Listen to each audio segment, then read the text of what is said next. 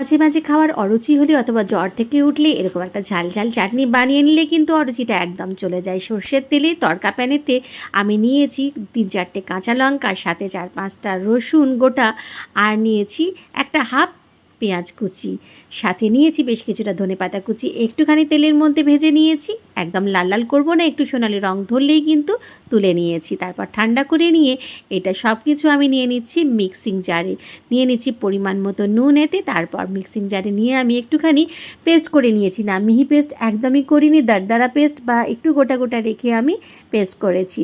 তারপর একটা পাত্রে নামিয়ে নিয়ে ওপর থেকে কাঁচা সর্ষের তেল আর একটা গোটা শুকনো লঙ্কা ভেজে নিয়েছি, সেটাও দিয়ে ভালো করে নেড়ে চেড়ে নিচ্ছি সব কিছু। তারপরে আর কিচ্ছু না, ঝরঝরে সাদা ভাত নিয়ে নিন থালাতে, আর নিয়ে নিন এই চাটনিটা। সাদা ভাতে মেখে খেলে খাওয়ার অরুচি একদম চলে যাবে, তবে ঝালটা ততটাই ব্যবহার করবেন যতটা আপনি খেতে পারবেন।